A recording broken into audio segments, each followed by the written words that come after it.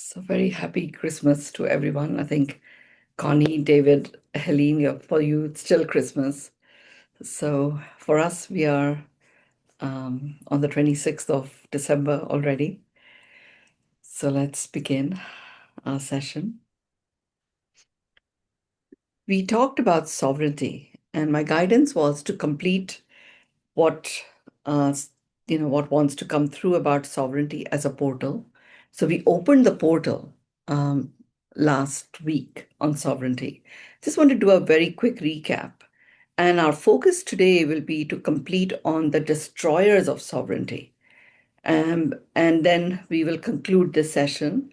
And I will open myself up to receive the message from Jesus for all of us at this and on this particular day. So, just recapping on sovereignty itself, it's not sovereignty is as the portal. When we opened the Age of Brilliance portal of sovereignty, what we did here was we returned to the throne.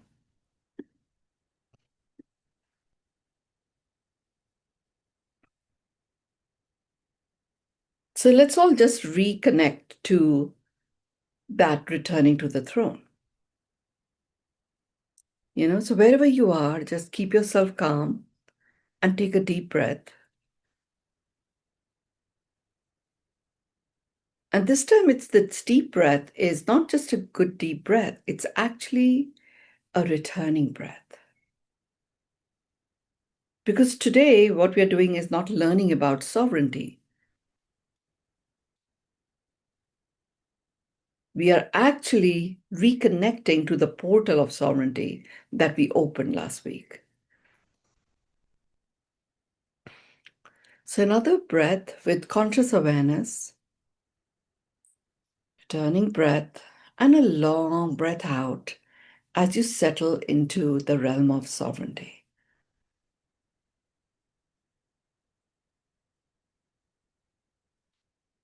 Another returning breath, and a long breath out, marking your return to sovereignty.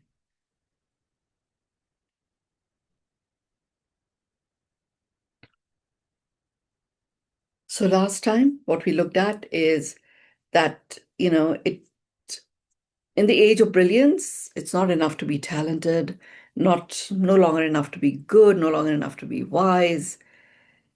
Your frequency really is your authority in the age of brilliance. Your nervous system is core and foundational to your leadership.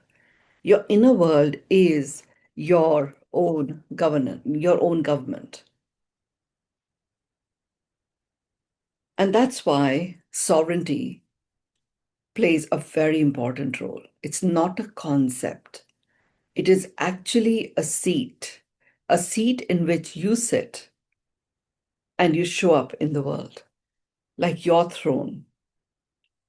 And the moment you choose to sit on the seat, it is your decision, and you step into operating from your truth. And basically, the truth is that people are living intelligent lives, whilst the inner throne is occupied by something else. Could be fear, by pressure, by someone else's expectations, old conditioning. It sways by the emotional weather. So, what is sovereignty? Sovereignty is when you stop outsourcing your power and you begin operating from source, stepping into the mastery that you have, that you already own.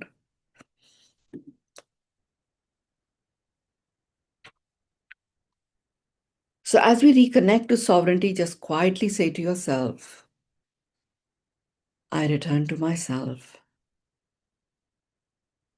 I reclaim my throne. I choose my inner authority. Sovereignty is complete self authority without being controlled by fear or pressure or other people's expectations. or patterns. Sovereignty basically is a declaration. It is a declaration from you that I am the ruler of my inner world, not circumstances, not emotions, not other people's opinions, not your past, not your moods, not your triggers, not the noise of the world. We talked about how sovereignty includes emotional sovereignty, mental sovereignty, energetic sovereignty, soul sovereignty, acting from your truth, from your intuition and source instead of autopilot, leadership sovereignty. It's not a dominance, it's not control, it's not aggression, and it's not a hard wall. It is really self possession. Very different than self love. And self love is integral to owning who you truly are when you're anchored in your truth. You feel you don't need to push, you don't need to perform, you don't need to prove. You simply are. And when you simply are, you are being the being that your soul meant for you to experience in this lifetime. And you become a gravitational force where things attract towards you. When you're operating from your sovereignty, your vibration is one of sovereignty. So what gets attracted to you matches that frequency. We've done a whole portal of manifestation. Sovereignty is a very, very powerful key to rapid manifestation. So let's look at, just a quick recap on the 12 signs of sovereignty. The first one was your emotional state is chosen, not inherited. That's the belief that you operate from. The second sign is you say yes and no without guilt or justification. The third sign is your inner world stays steady when your outer world is turbulent. Nothing shifts from your inner world. You notice and you experience the turbulence and you respond to it, not react to it. The fourth sign is you stop seeking approval and you start seeking alignment. And in seeking alignment, you become very present because alignment comes from presence. Approval comes from having to push your point and justify yourself.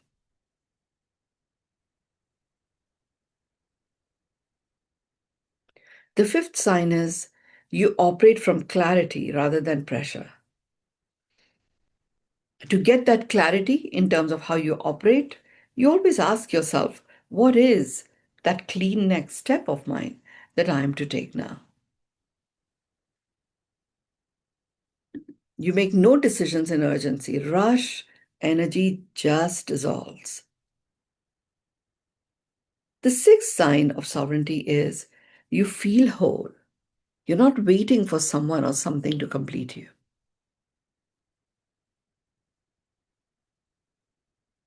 And the seventh sign is you no longer abandon yourself to keep the peace.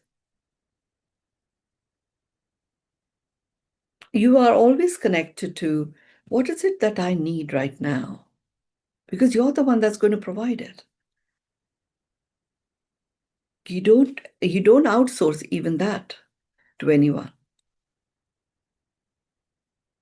Sign 8 is you hold your energy and you hold your energy with dignity. Dignity is honoring of your own worthiness. So you immediately will stop over explaining or over giving. You start to connect to that divine light within you, taking the time to understand and honor and acknowledge your own worthiness.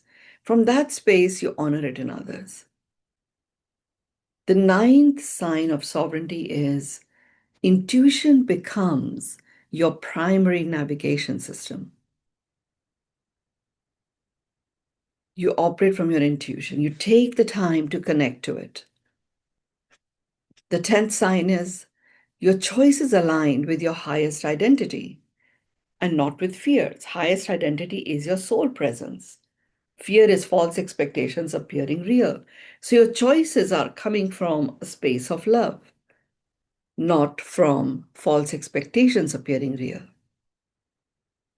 You ask yourself, what would the sovereign me choose right now? If I didn't have to, if I didn't need to, what would I choose? And that's how you act. The 11th sign is you take responsibility, accountability without taking the blame. If somebody's blaming you for some stuff, it's their thing. You don't take it on. If you react to somebody blaming you, you are taking on that blame. Until, people will say whatever they say. Some of it will be blaming, some of it will be accusing, some of it will be, judging. That's their thing. It only becomes yours when you take it on. You own your choice. You release any blame that you may have for others because you're the one that is choosing to dilute your sovereignty. The 12th sign is you move with quiet authority. You stop proving, you start embodying. You naturally speak fewer words. You naturally land up really, really receiving and listening to receive. Sovereignty is not something you do once. It's something that you return to every day, several times a day. And at some point, that will just be it. So let's look at what can be the destroyers of your connection to sovereignty. Remember, you are sovereign. You are the creator. So sovereign you are. It is where, and the throne is there. It is whether you choose to sit on your throne. So let's look at the first destroyer of sovereignty. The first destroyer of sovereignty is emotional hijacking. Emotional hijacking. What is emotional hijacking? When someone else's mood becomes your weather. Maybe you're sharing the home with someone. Like right now, I'm on vacation with my family, and we are all here. And let's say my son gets upset, and that becomes the weather of the household. And we are all like walking on eggshells. It's happened before. It's not that it doesn't happen. It has happened before.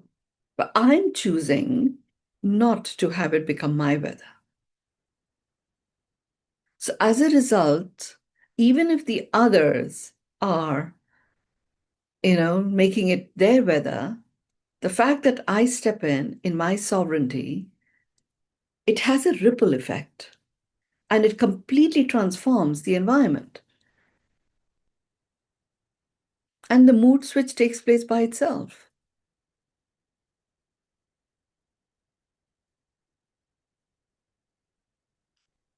So look at yourself.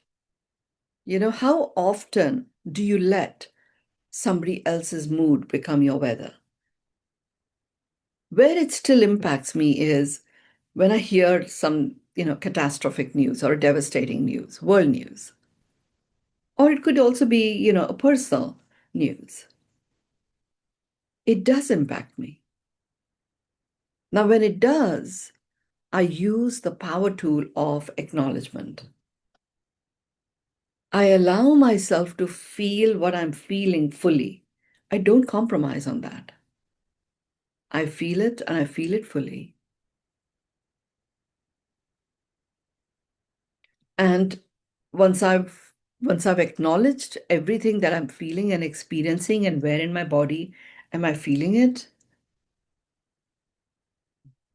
that's the point where I go into, okay, I unconditionally accept all that is. Even simply by choosing to it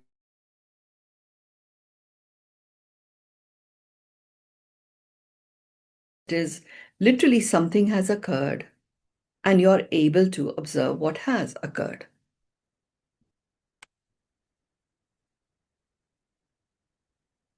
That in itself, interrupts the pattern. When you do the full acknowledgement process and you get to the declaration of, I unconditionally accept all that is emotional hijacking is wiped clean. Nothing has hijacked you. When you stand in your sovereignty, you will be able to speak your truth. So, someone else's mood impacting you, it may happen as a force of habit. It'll be so much easier for you to interrupt that pattern. And I know some of you here online, I know some of your lives, and I know how some of this stuff has impacted you. Follow through and work through the signs of sovereignty. Listen to the session we did last time because I did talk about how you know that that sign is present, what you can do about it, and what impact it has. And then you can be vigilant about these destroyers of sovereignty and address them accordingly.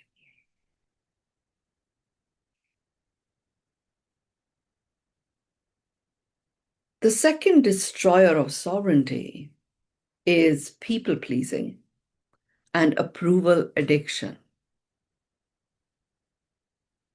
This is the time you outsource your worth. Now, this is also a very big challenge to turn around if you have all your life been a people pleaser. Approval addiction is slightly different, though it is the same type of a destroyer. But let's say you've always taken it upon yourself that you're the one that's going to hold the peace here. You're the one that's actually going to make sure that everyone's got what they require. So people expect you to do that. People expect you to be that. And then you suddenly are not. There may be a backlash. You may actually experience that people don't approve of this new way of behavior of yours. It's okay. It is truly okay. When you stand in your sovereignty, you will you will realize that it's okay and you'll be fine with it. You won't let it impact you. The important thing is just know the moment you start sliding into justification of why you're doing certain things, you can say a statement. Like sometimes when people are very used to me never contradicting them, and they say whatever they say, and I take on what I need to take on, and I share what I'm accountable for. But I would not necessarily say what they're saying is unacceptable. Because why create that kind of a tension in the atmosphere? That's how I used to think. So I realized that when I have reclaimed my sovereignty, me not saying is allowing them to continue operating like that, and it doesn't really serve them. So I decided to actually make a statement. So if someone was going on and on and on about something that was, you know, really not the way I would like to accept people talking. So let's say someone was berating someone else even. I was clear that if there was some unsaid communication building up in me, I was going to stop that. So I used a statement. you know, the first time it happened. This person was telling off his wife for not having not having taken care of how the car seat was fitted for their child in the car. And I happened to be sharing the drive with them.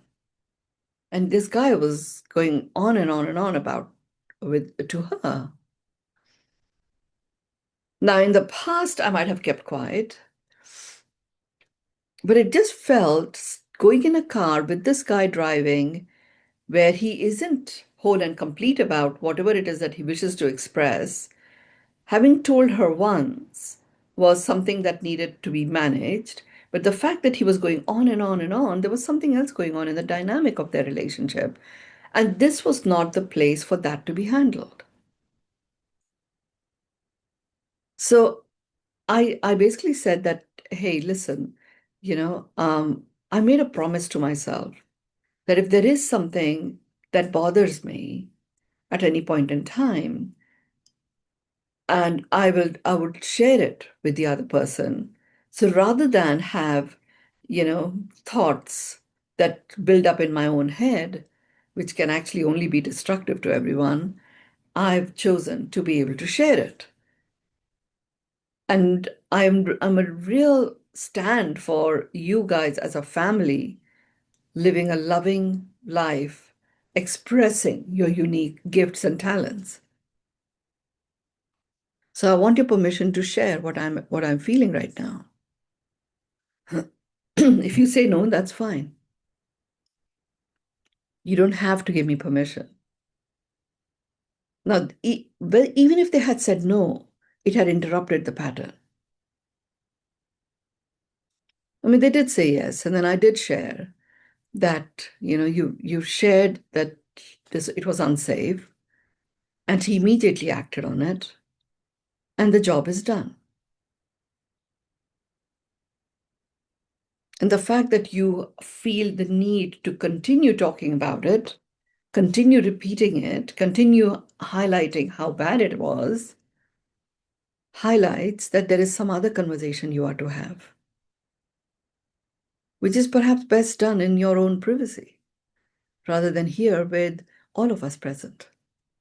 So, my request is you acknowledge that there is more conversation to be had, and then, set a time when you will do it.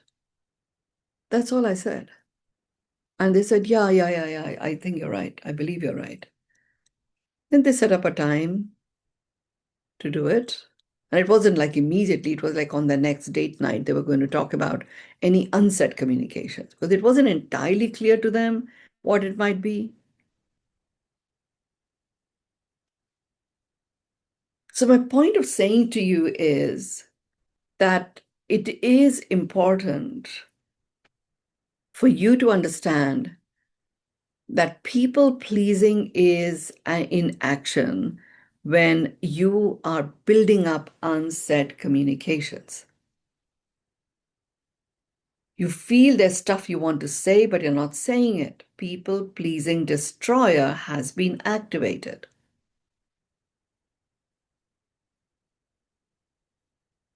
Approval addiction.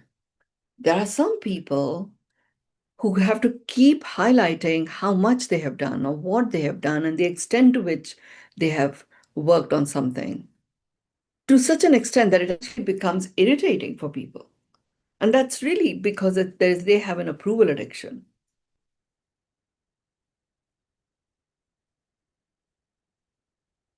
They're addicted to people approving them. This is so rampant to me. I work with business leaders around the world.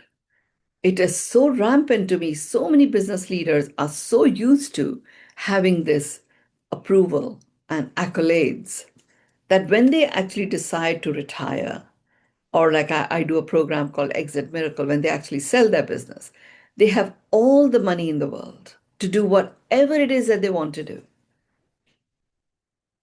But that approval that they had is not there. And when they reconnect to the people that used to give them all of that approval, they are busy in their own lives, so they don't give it to them. Now, when you are, it's fine to acknowledge that is what has happened and that it is upsetting. I mean, I went through it myself. I ran businesses, I had lots of people working for me, and then I decided to go on my own spiritual awakening journey. And I was getting all of this amazing stuff that I wanted to share with people.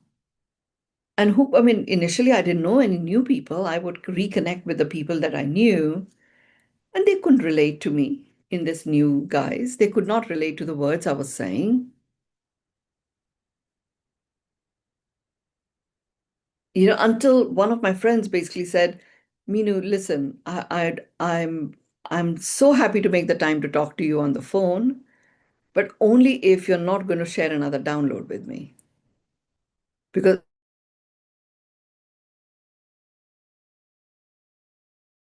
like, right? That was a point I actually stepped into my stillness and I went into, okay, I don't need to push anything towards anyone. All she wants is to just talk to me as a friend. And she feels she's not able to do it anymore.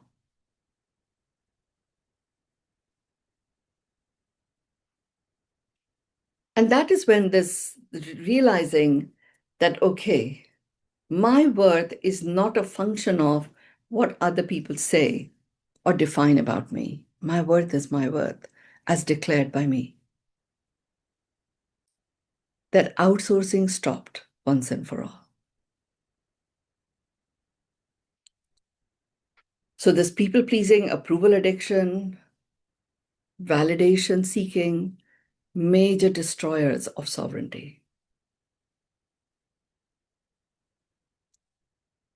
The third one is self abandonment.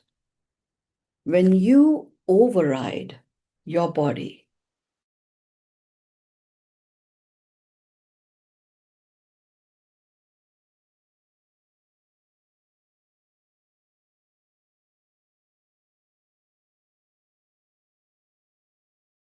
so many of us do this all the time,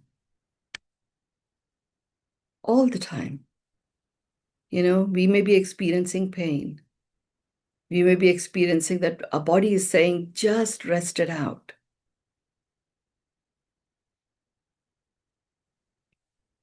And yet, other members of our family or friends might be expecting us to be there. We abandon ourselves. You destroy your sovereignty. Overriding intuition is very, very common.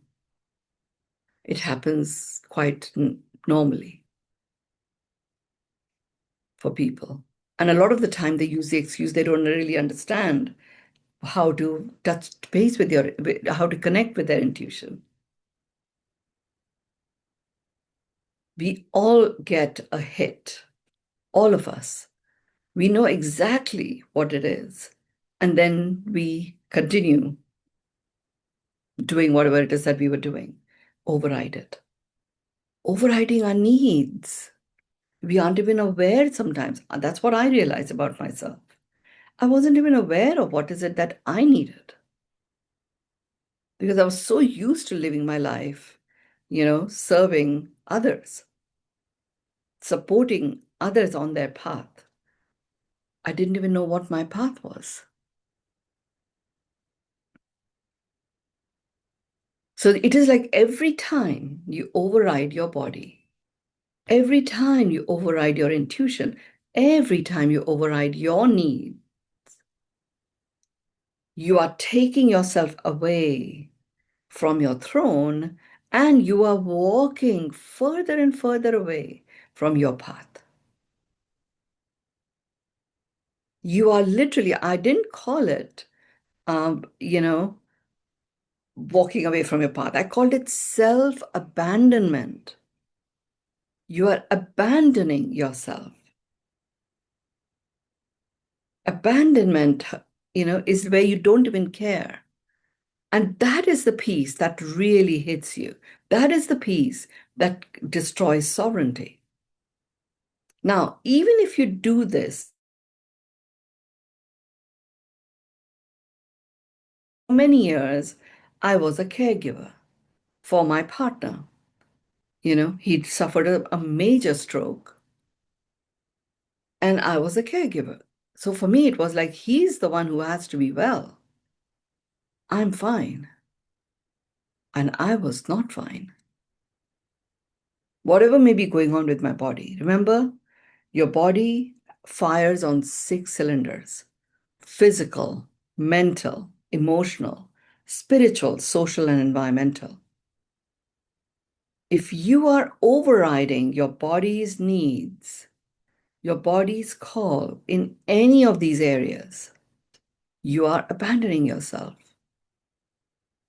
I didn't necessarily have physical pain. Mentally, I was very pained. Just seeing someone who was such a captain of industry, held such a powerful stature and status in society at all levels, to now not even be able to understand basic stuff and not be able to communicate basic stuff was deeply hurtful. Overrode it. This is not my time to feel it or express it. And I do remember his brains, his doctors that was supporting him, brain doctors, said to me, and there was one particular one because they were researching what has happened with my partner, because he a part of his improvement was so rapid that they didn't couldn't understand how somebody with this his scale of brain damage could do all of those things. He would, every week that I would connect with him, he would say, "Have you joined the support group? Have you joined the support group?" And I would say, "I don't need support. Phil does. Stop it." And he says, "Caregivers require as much care." And I said, "Who am I to give him anything? He's earned it all. That this is the least I can do." I would even take objection to that. But I was abandoning my own needs, overriding myself over and over and over again. At a body level, at an intuition level. And finally, when I did follow my intuition, after I went to Bali for 3 weeks, and it was like your relationship together is complete.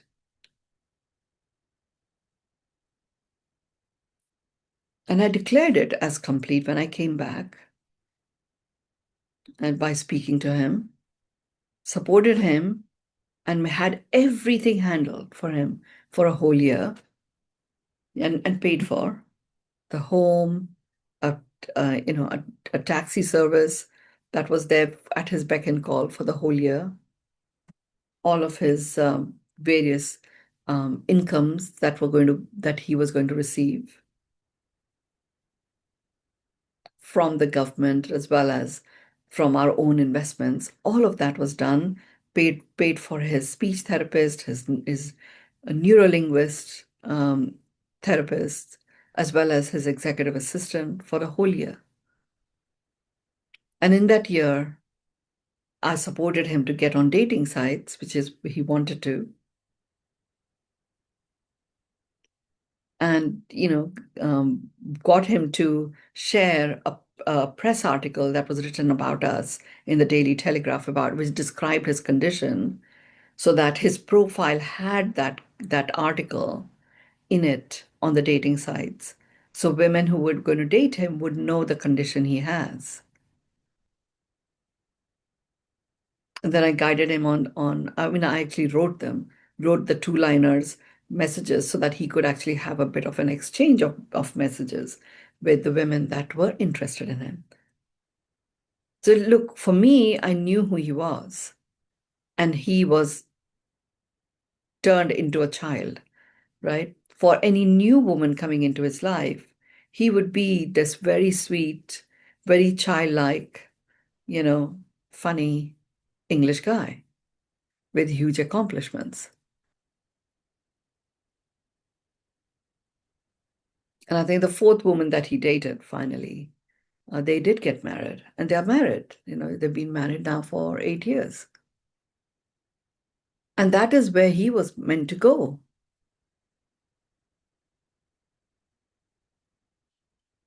And that was me not abandoning myself, allowed me to make these choices and decisions and continue walking my path, which is why I'm able to do these sessions with you. If I hadn't walked my path, I don't know whether I would have even survived it. But that rebirthing of me was necessary, and me not abandoning myself, staying on the throne of sovereignty, enabled me to make these choices and decisions. It also gave him so much more confidence.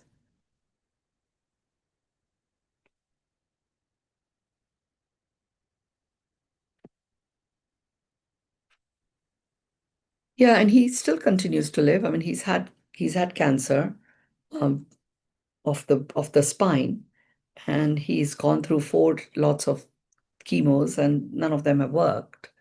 And now the doctors are saying they can't even give him that. But he's not like suffering or anything like that. He said, I've decided I'm going to live for another 10 years. It'll be 9 years now. And the amazing thing is, his communication ability has transformed.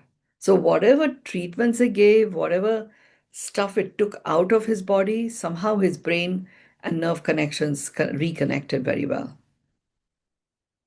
So, his wife is meeting a new person who's got his intellect back. It's pretty awesome for me to experience that he's able to speak so coherently. Very, very fragile and yet very strong. And that's come from me staying in my sovereignty. I'm sharing this with you because everybody around me had given up, including him, because he was into, oh my God, my entire life is destroyed.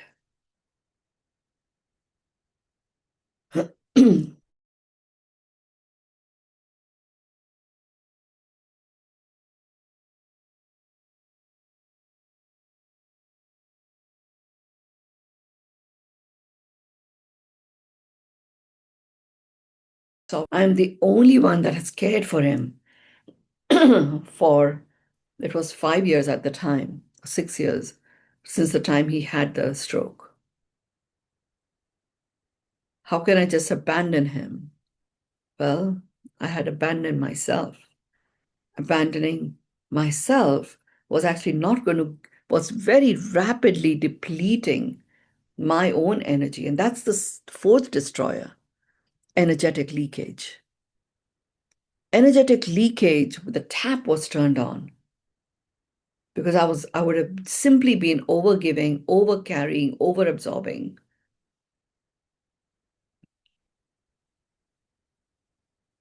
to such an extent that all the pathways to sovereignty would have just shut down. I wouldn't even know what to take.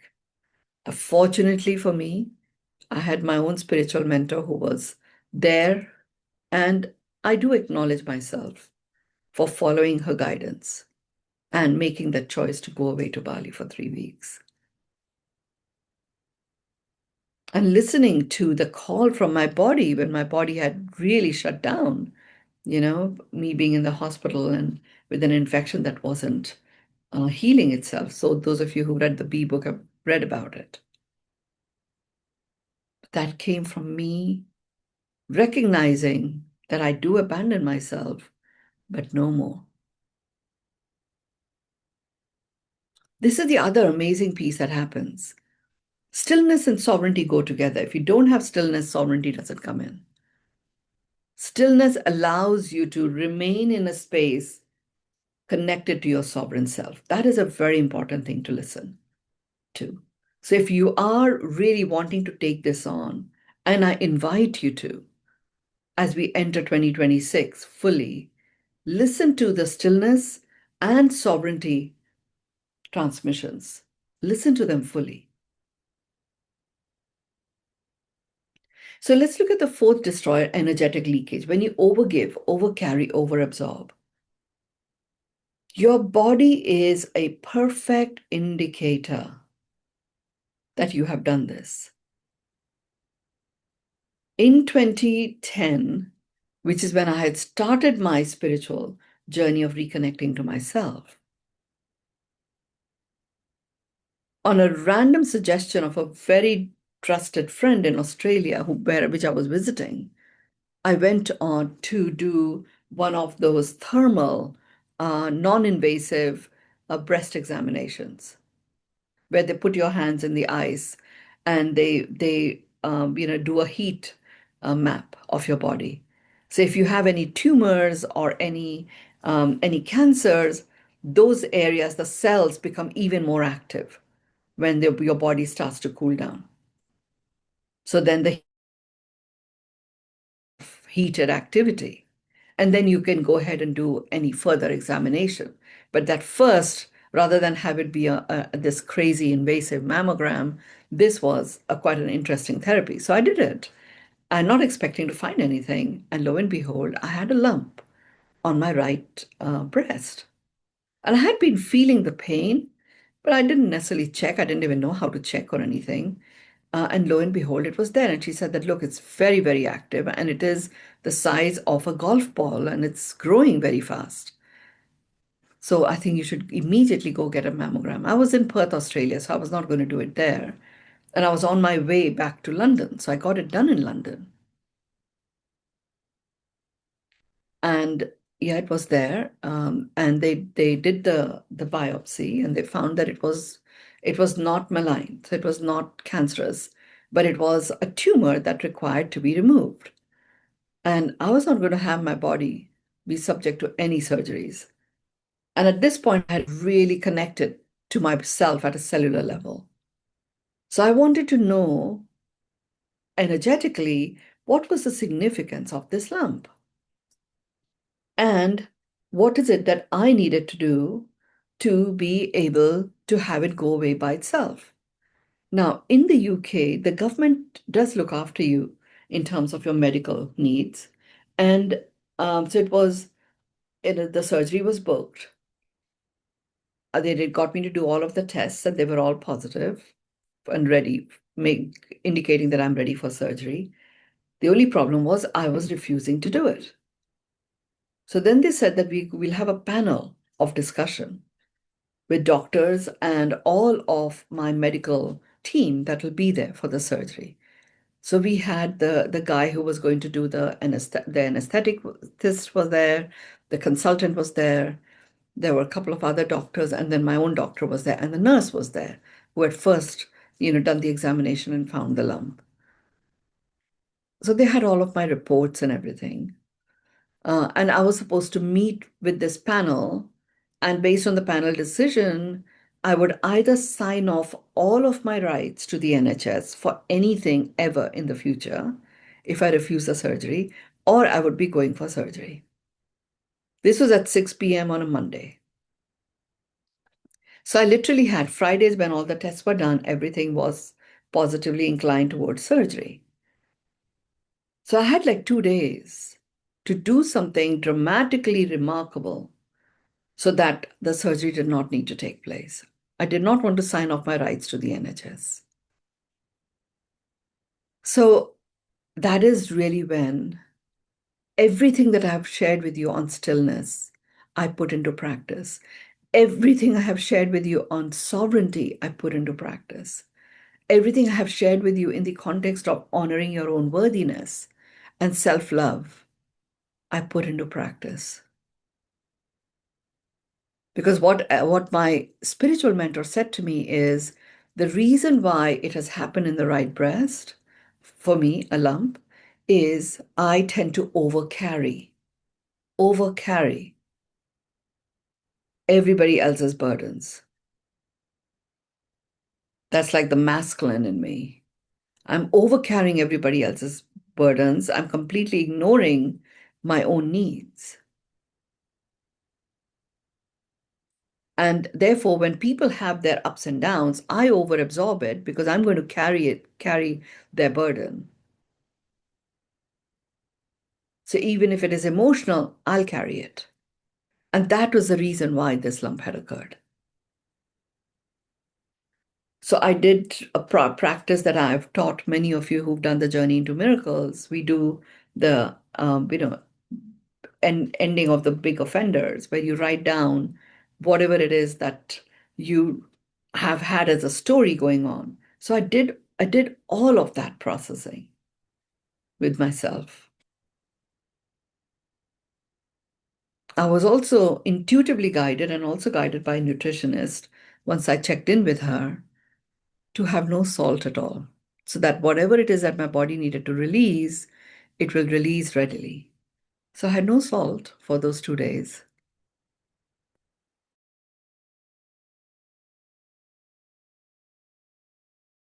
Just allowing all of this to occur. Come 6 p.m., I'm there with the panel.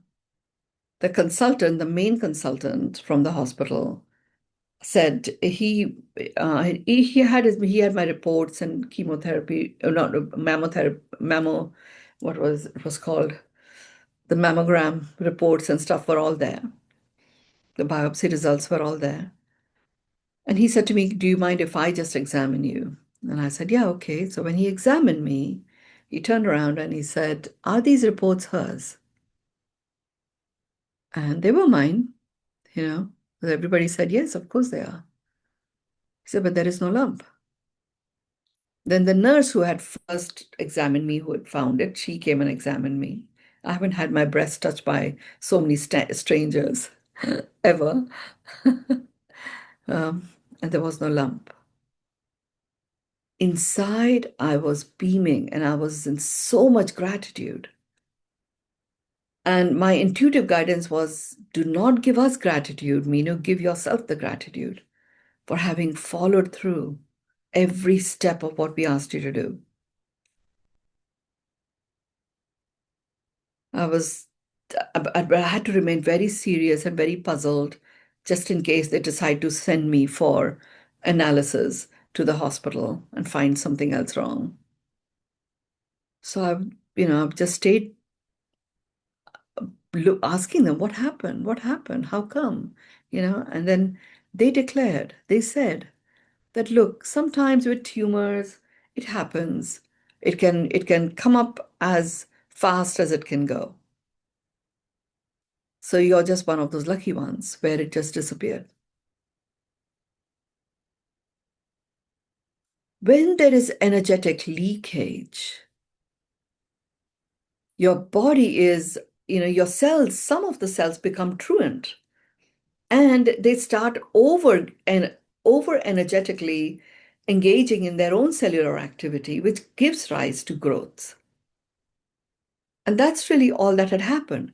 And that growth creation went to my right breast because of what I had done to myself emotionally, overgiven, overcarried, and overabsorbed. It is a huge disruption of sovereignty to such an extent that if I had, let's imagine, if I'd gone through surgery, in that physical pain, for the period that you're going through the pain, there is so little that you can actually control within yourself that automatically you're not feeling in that sovereign mastery yourself. Let's look at the fifth disruptor. The fifth disruptor is fear-based decision making. When fear authors your life. What is fear? False expectations appearing real. When fear authors your life, it is fear that is making the decisions, not you. Fear is false expectations appearing real. There is no root to these expectations. They don't even exist. There is no reality to them. And they are making the decisions for you. You have abandoned sovereignty. Once I understood it, so by the way, there's a practice I have, and it's an ongoing practice. Now I need to do it, only as and when required. Initially, I did it once a week. A fear audit, false expectations appearing real. You know, for some people, I ask them to do it at the end of each day. Do a fear audit. Simply by you acknowledging that these are all the expectations that don't even exist, that you have made real, and you declared yourself free from those expectations, fear goes away. So do a fear audit, false expectation appearing real audit. Just simply acknowledge the expectations that you have made real, especially when you're reclaiming sovereignty. You know, oh, this time I'll adjust. Why? Because they have an expectation of me to behave this way. This is just the right way of operating in this family that I'm in. Why? Well, really, they might reject me. Or my own family might receive calls of upsets and stuff, and I don't really want to deal with that. Well, that you don't want to deal with that is fine. But having an expectation that is false, that doesn't actually exist in reality right now, and making that real, and then making decisions and choices on the basis to author your life. The sixth destroyer of sovereignty is mental noise and overthinking. When thought becomes static, not intelligence, it's there all the time.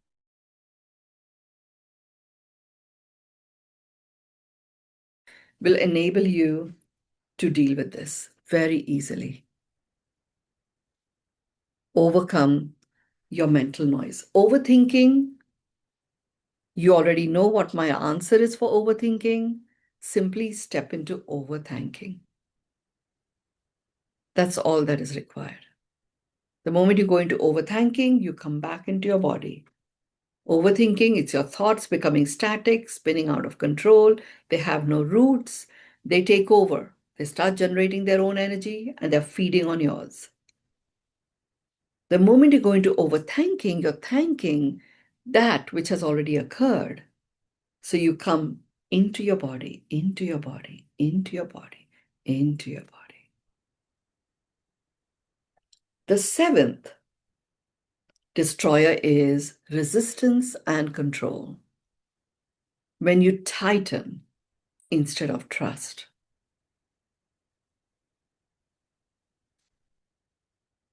Even if you resist somebody else controlling you, it's a tightening way, it's a controlling way of dealing with that.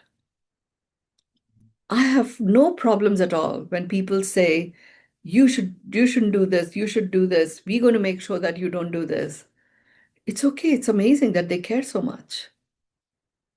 I trust, I trust that I have chosen to walk my path and I will just take the next step next. I remain in my sovereign presence. I remain at the source of my life. And I reclaim my throne.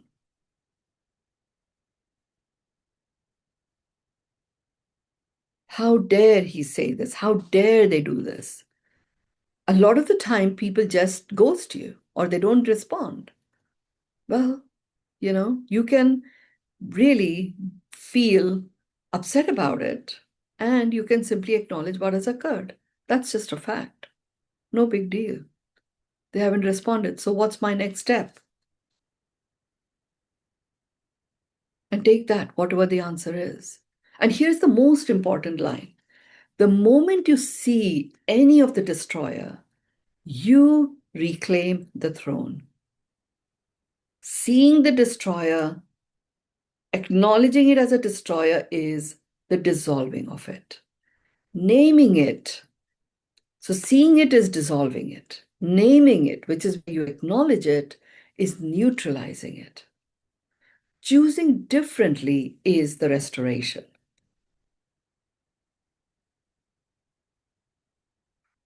So let's see if I can actually, bring forth a simple way to dissolve any destroyer.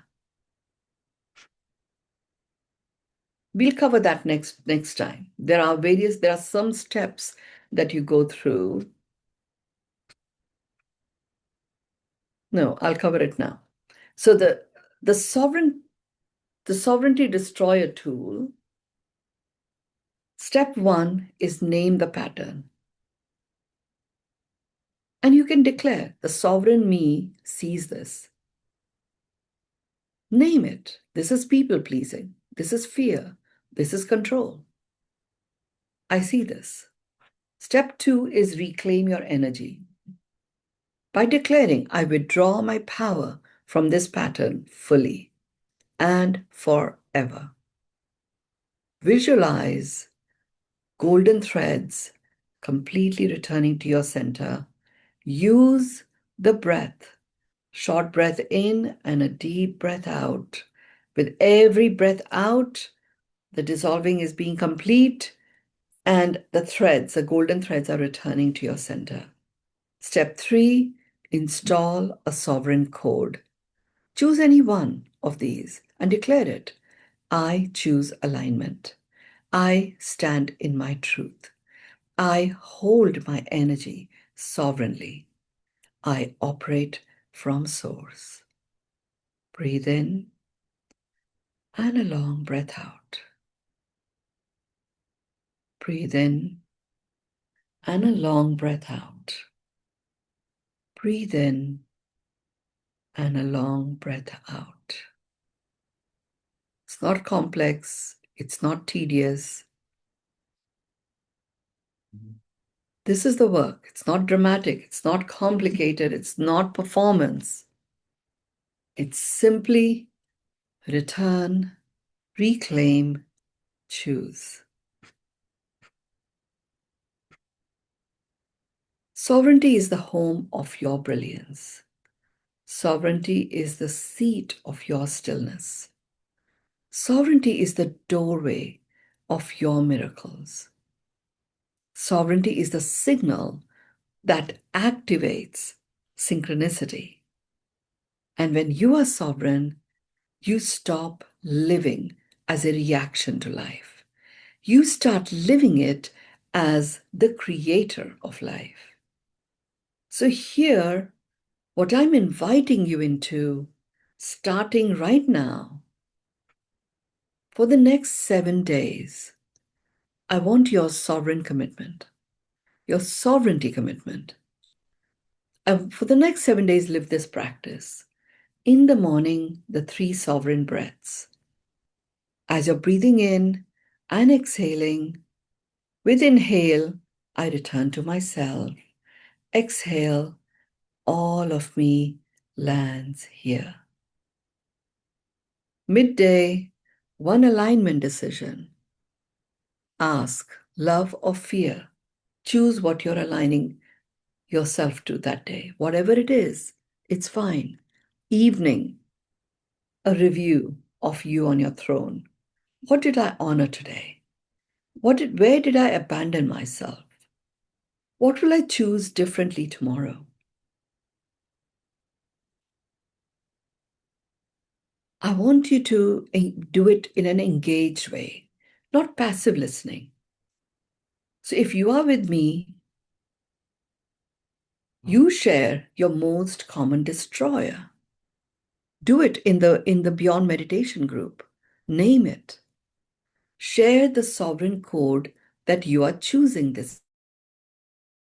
Share your one aligned action that you will take in the next 24 hours to prove that you are seated on your throne. Because in the age of brilliance, we do not worship potential. We do not worship potential. We embody it. We activate it. We live it. Place your hand on your heart. This is the message from Jesus for all of us. Repeat after me. I reclaim my inner throne. I withdraw my power from fear. I choose alignment over approval. I choose stillness over chaos. I choose source over autopilot. I walk in sovereignty. Take your left hand, clasp your right hand, put it over your right hand. Stretch the fingers of your right hand and slide both of those down onto your navel.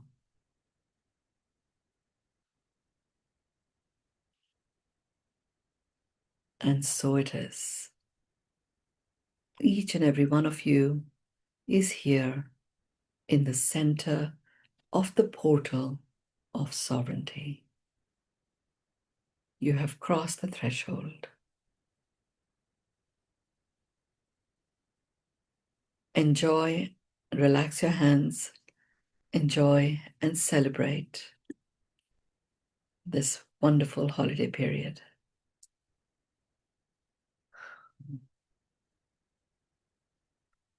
For those of you who are the alumni of my work with you, I will be holding a very specific session where I will bring forth what 2026 means for you. Until then, follow the sovereign practices. With that, I declare our session complete. Have a wonderful rest of the night. Reclaim yourself. Experience you sitting on your throne. Thank you. Thank you. Thank you. Thank you. Thank you. You're welcome. I'm completing our session now. Please send the recording immediately. Yes, I will message Anushri to do that.